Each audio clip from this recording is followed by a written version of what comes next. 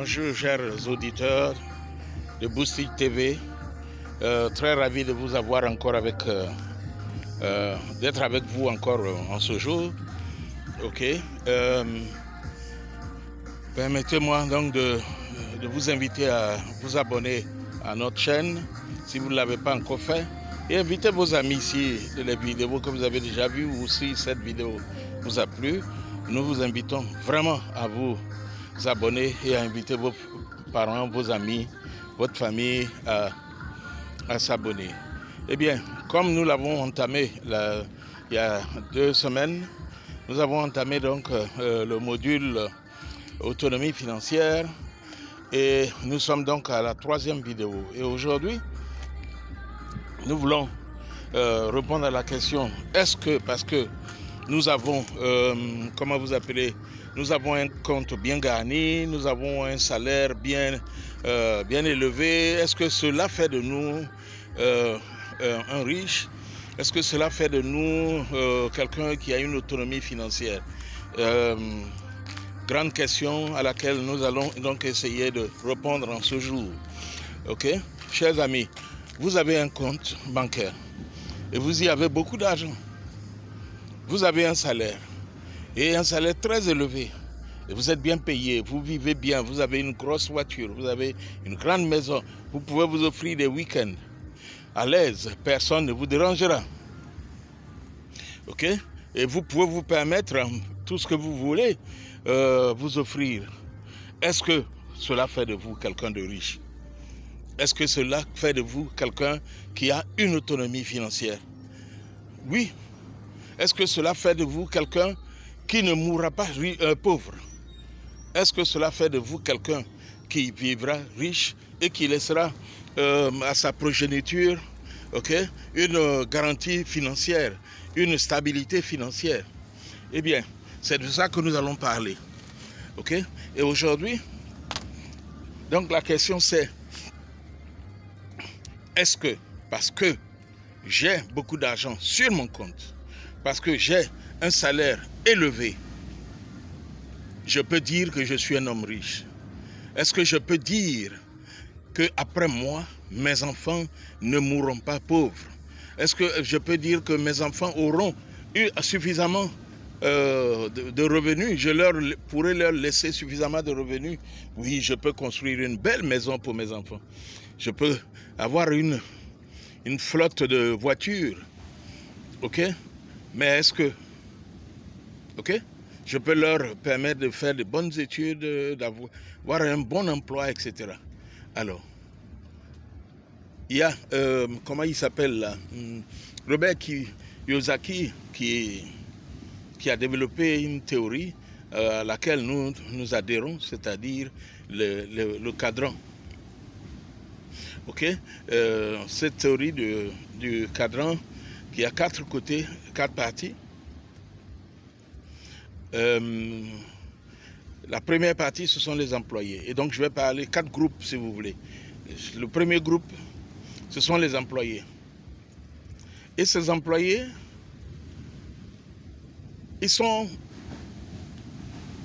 des personnes disent, je vais me faire employer comme fonctionnaire. Au moins, j'ai une garantie financière. J'ai une garantie d'emploi. Ok? J'ai cette garantie d'emploi. Et chaque fin de mois, j'ai mon salaire, donc je peux faire une programmation de ce que je fais avec mon salaire. Ok? Et avant la fin du mois, on fait les calculs, on met ce qu'il faut pour la santé à part, on met pour le loyer, on met pour l'essence, etc. C'est bien.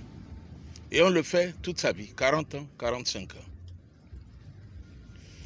Mais est-ce que cela fait de vous quelqu'un qui a une autonomie financière? Est-ce que cela fait de vous quelqu'un qui peut dire « je suis riche » même si votre salaire est 3 millions, 4 millions, 5 millions et même plus? Est-ce que cela fait de vous quelqu'un de riche? Est-ce que cela fait de vous quelqu'un qui a une garantie de ce que toute sa vie, il sera à l'aise financièrement, il sera autonome financièrement? Moi, je répondrai non. Parce que vous avez un salaire, vous pouvez vous offrir une voiture, vous pouvez vous offrir une maison. Ok? Mais vous pouvez être licencié de votre emploi. Vous pouvez avoir un compte bien fourni, avoir un problème qui fait que vous allez dépenser tout l'argent que vous avez sur votre compte pour avoir un problème de santé. Il arrive un certain âge où vous dépensez plus sur votre santé que sur votre alimentation. Il arrive un moment où vous dépensez plus sur votre santé que sur l'éducation de vos enfants parce qu'en temps, ils sont déjà grands. Et votre revenu mirobolant ne vous permet plus. Mais vous avez basé votre avenir sur la garantie de l'emploi. OK? Et quand vous n'avez plus cet emploi, vous êtes à la retraite, vous ne pouvez plus vivre au même rythme que vous viviez par le passé. Voilà.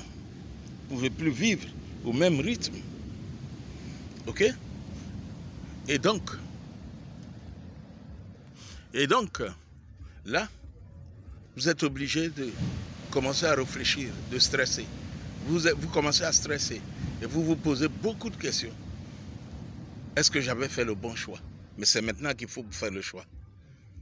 OK? Très bien. Le deuxième groupe, ce sont ceux qui s'auto-emploient.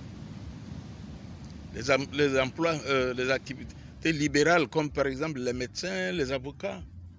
Oui, ils s'auto-emploient. Ils ont une activité. OK? Comme les pharmaciens. Ce sont des bons professionnels et qui ont réussi à s'auto-employer. Mais quand ils ne sont plus là, le jour où leur activité prend un coup, ou qu'ils sont obligés d'arrêter leur activité, ben, la garantie n'est plus là. Il n'y a plus de revenus substantiels qui tombent tous les mois. C'est le deuxième groupe. Donc, le groupe de ceux qui ont une activité libérale. Le troisième groupe, ce sont, et donc, dans ce cadre, il y a ce groupe de sécurité, d'emploi, sécurité financière, qui sont donc à gauche, dont je viens de parler, les employés et ceux qui ont une activité libérale. Ensuite, il y a ceux de là, qui sont à droite, les deux qui sont à droite. Les créateurs d'entreprises, des propriétaires d'entreprises, qui créent de l'emploi, et qui font travailler les autres pour générer de la richesse. Mais j'ai oublié de vous dire que l'employé, lui, il travaille 8 heures pour créer la richesse pour l'employeur, pour la fonction publique, pour l'État. Il travaille 8 heures. Celui qui a une pharmacie ou le médecin, il travaille des fois de 8 heures, 12 heures, 10 heures et même plus pour être sûr d'avoir suffisamment de finances pour faire face à ses engagements. Mais le chef d'entreprise, il crée un emploi et il peut travailler 2 heures, 3 heures. Pendant ce temps, il emploie des employés qui vont travailler pour lui. Et donc, ils vont faire les 8 heures pour créer de la richesse pour lui. Et s'il crée plusieurs entreprises, il peut engranger suffisamment de revenus. Il peut même être fatigué et ne pas être obligé d'aller travailler. Pendant ce temps, ses employés travaillent pour lui. Et ils font leurs 8 heures. Ils ont obligation de faire leurs 8 heures. OK? Donc, chers amis, ça c'est le groupe des créateurs d'entreprises, des chefs d'entreprise. Et ensuite, nous avons le dernier groupe. Ce sont les investisseurs. Et ceux-là, ils créent ce qu'on appelle la richesse passive. Oui, ils prennent leur argent, ils font de l'épargne. Et l'épargne qu'ils ont obtenue, ils investissent. Ils investissent. Et l'investissement leur rapporte de l'argent. Et de façon régulière. Exemple, pour aller du plus simple, à partir du plus simple.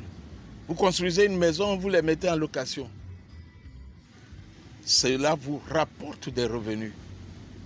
Par rapport à la maison que vous construisez et vous l'habitez, vous investissez toute votre épargne dans une construction d'une maison que vous habitez.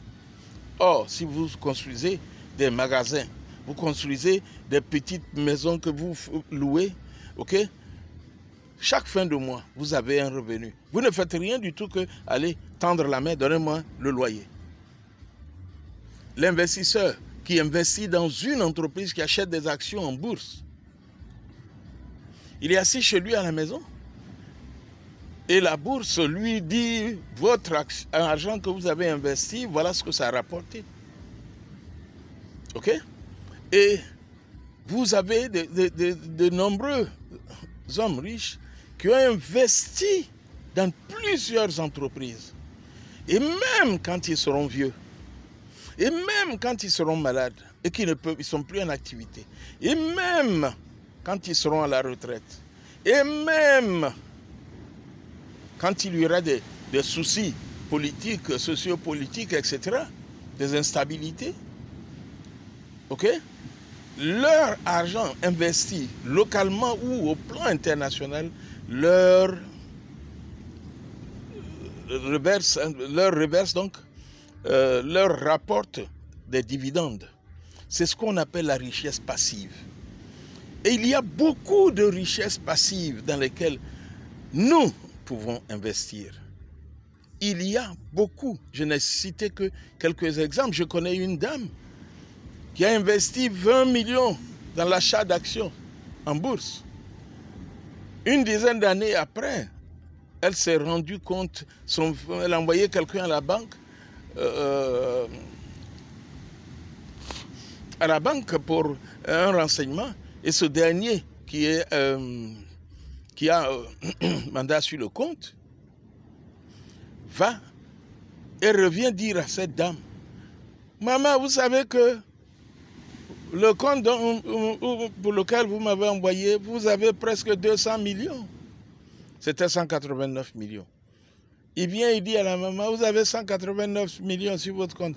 La maman dit: tu dis quoi? Elle a même oublié que l'argent qu'elle a investi, les 20 millions qu'elle a investi, lui génère de la richesse passive. Toi, tu attends quoi, cher ami? Tu attends quoi pour commencer à réfléchir à investir et à acquérir de la richesse passive?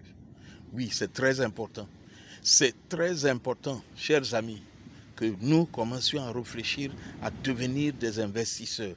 Investisseur n'est pas forcément investisseur en mettant son argent dans une grosse boîte, une grande entreprise. Non.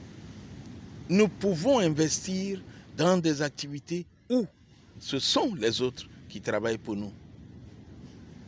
Où ce sont d'autres organisations qui travaillent pour nous. Ok? Mais une autre richesse passive, c'est vous achetez des terrains et vous êtes couché chez vous. Et des années plus tard, le terrain vous a rapporté 10 fois, 100 fois sa valeur initiale. Mais pour ça, il faut aller trouver des plans des villes et voir les emplacements idéaux et choisir d'acheter des terrains qui pourront prendre de la valeur rapidement. Écoutez, une amie a acheté des terrains à Bingerville, mais elle les a achetés à 3 millions. 4 ans plus tard, 4 à 5 ans plus tard, la voie a été bitumée. Et vous savez quoi? Aujourd'hui, les terrains valent 15 millions. Alors, vous imaginez, 3 millions, 15 millions, ça fait 5 fois la valeur du terrain initial. Et dans quelques années, la valeur va monter. Eh bien, chers amis, nous allons nous arrêter là. Sachez que avoir beaucoup d'argent sur son compte, avoir un salaire élevé, cela ne vous garantit pas une autonomie financière. Nous avons la possibilité de nous inspirer de l'expérience des autres. Ok? Il ne s'agit pas de de poursuivre la richesse pour poursuivre la richesse. Non, c'est poursuivre une richesse passive, une richesse où vous vous fatiguez moins, mais vous gagnez plus et ça vous permet de mieux vivre et d'investir, de prendre soin de vous, de prendre soin de votre famille et d'aider les autres, comme Dieu nous l'a conseillé.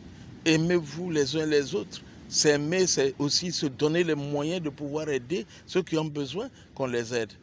Si cette vidéo vous a plu, chers amis, Boosty TV est à votre disposition et nous sommes à votre disposition pour éventuellement échanger et n'hésitez pas à faire des commentaires, ok? Et surtout, invitez vos amis à s'abonner à Boosty TV et à faire des commentaires. Vos amis, votre famille, vous voulez aider quelqu'un qui tourne en rond, qui ne sait pas que faire, demandez-lui de s'abonner à Boosty TV et vous ne raterez plus les vidéos qui suivront. Je vous remercie et à bientôt. Bon week-end et bonne fête de la Saint-Valentin pour les uns et les autres. Que Dieu nous bénisse et nous garde tous. Bye bye.